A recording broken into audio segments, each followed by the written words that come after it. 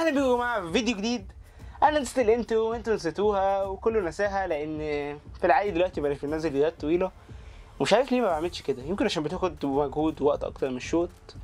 يعني الشوتس بصراحه ما بحبهاش زي الفيديوهات الطويله اللي بنقعد نحكي كده مع بعض وبتاع. بس تعالوا كده نفتكر الايام زمان، والفتره اللي جايه ان شاء الله يكون في فيديو طويل، يعني كام فيديو كده حلوين على حاجات ليها علاقه برضه اللي احنا هنتكلم عليها النهارده. المهم خلينا نخش بقى في الموضوع من غير رغي كتير. واللي معانا النهارده وهو ماوس ريزر مامبا وايرلس. مبدئيا كده الماوس ده غير اي ماوس اتكلمت عليه قبل كده في القناه، او عموما يعني غير اي ماوس انا جربته، لان الماوس ده فعليا ده اكتر ماوس انا حبيته حتى وقتنا هذا من الماوسات اللي انا جربتها. الله اعلم ممكن اجرب ماوس تاني احبه اكتر من ده، بس حتى الان الماوس ده يعني عشقي كده. باين من اسمه ان الماوس ده وايرلس، يعني لان الماوس ده في فيرجن تاني وبيكون وايرد، لكن الفكره اللي حببني قوي في الماوس ده حكايه الوايرلس اساسا، طبعا مع راحه الاستخدام الموجوده فيه. لو هنتكلم عن خامات الماوس فهي بصراحه مش محتاجين هنتكلم كتير عنها، لان خاماته بصراحه حلوه جدا، بلاستيك من نوع البريميوم، وفي نفس الوقت برضه الرابر الموجود في الجنب بتاع الماوس رهيب جدا من ناحيتين، حاجه كده بصراحه يعني تمسكها كده وانت فاهم انت متكيف كده ومستريح.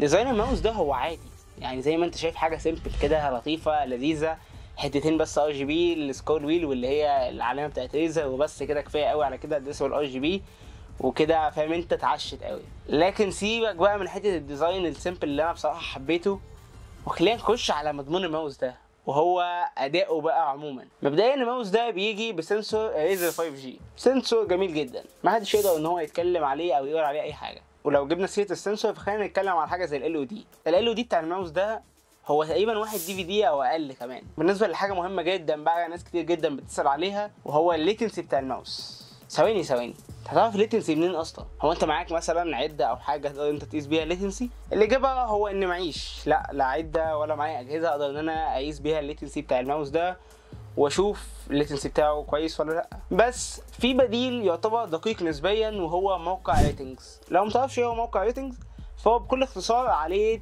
3/4 او معظم الاكسسوارات بتاعت البي سي، سواء بقى ماوسات كيبوردات وغيره من حاجات كتير. مجرد ما انت تخش على الموقع وتكتب مثلا اسم القطعه، زي النهارده مثلا انا معايا ريزر مامبا وايرلس، هيظهر لك كل المعلومات اللي موجوده عن الماوس، سواء بقى البيلد كواليتي بتاعت الماوس، السنسور بتاعه، الماوس فيتس، الحاجات اللي بتيجي معاه في العلبه، كل حاجه انت حرفيا محتاج تعرفها عن الماوس هتلاقيها موجوده في الموقع ومقيم لك كل حاجه اساسا. فالموقع ده زي ما تقول كده هو وسيله مساعده يمكن ليا عشان اعرف يمكن شويه حاجات انا ما اقدرش ان انا اعرفها بالطريقه العاديه بتاعتي، لان انا معيش الاجهزه انا اقدر اقيس بيها مثلا حاجه زي الليتنسي او حاجات زي كده. وارقام الموقع هي تعتبر دقيقه نسبيا فتمام يعني. المهم يعني بيقول لك ان الليتنسي بتاعت الكليك وهو متوصل بين خلال الدونجل بتكون 6.4 ملي سكند، وانت موصله بشكل وايرد، لان انت ممكن بكابل الشحن ده تقفل خالص البطاريه او الوايرلس وتستخدمه كوايرد عادي جدا بالسلك الشحن اللي هو بيجي معاه اللي هو المايكرو اس بي العادي جدا.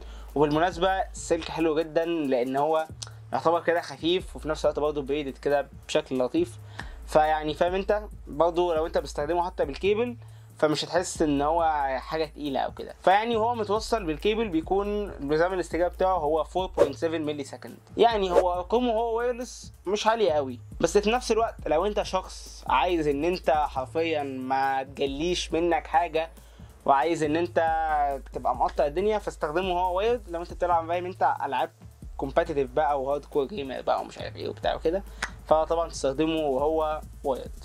بالنسبه للماوس فيتس فهي هنا بتيجي بي تي اف اي عاديه خالص مش تايجر ايس او كده. ولو بتسال بقى على وزن الماوس فهو هنا وزنه 104 جرام، يعني مش اخف حاجه نهائي، يعتبر تقيل نسبيا.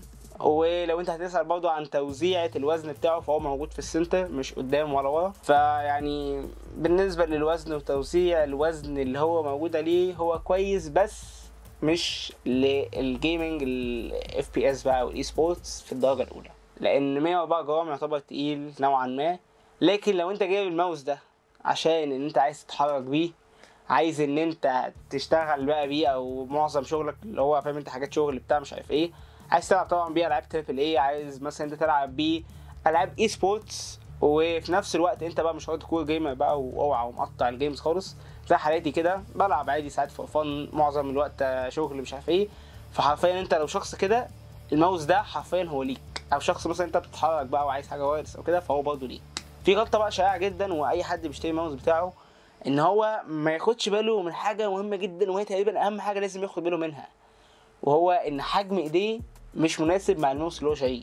ممكن الماوس يكون صغير وهو ايديه كبيره، او الماوس يكون كبير وهو ايديه صغيره، فما يكونش مريح بالنسبه له خالص. فعشان كده انت لو بتمسك الماوس ده بطريقه بالم جريب فهو هينفع لو انت ايديك صغيره او متوسطه او كبيره. لكن لو ناوي ان انت تمسكه بطريقه كلو جريب فوقتها لازم انت ايديك يا اما تكون متوسطه يا اما تكون كبيره، لو صغيره مش هيكون مريح بالنسبه لك خالص. ولو بتمسكه بطريقه اللي هي الفينجر تيب فوقتها يا اما تكون ايديك كبيره يا اما تكون متوسطه برضه مياله للكبيره. فكده انا كنت وضحت النقطه دي وقلت لك ايه، لو انت حجم ايديك كذا اشتري او فكر فيه، يعني حسب برضه مسكتك للماوس. ولو انت مش عارف بقى كل ماسكه دي يعني ايه اساسا، يعني بتبقى عامله ازاي، فهتلاقيني سايب لك بقى في الديسكربشن وبرضه في الكومنت المثبت زي فيديو شورت كده صغير بيوضح لك الطريقه بقى الفرق ما بين كل ماسكه والتانيه بتبقى عامله ازاي. وبيجي برضه مع العلبه اللي هو القطعه الصغيره خالص اللي بتعمل اكستند للوايرلس، لو انت مثلا حاطه مثلا في مكان بعيد او البي سي بعيد عنك شويه فعايز انت تطول عشان يبقى مدى الوايرلس اكبر او كده.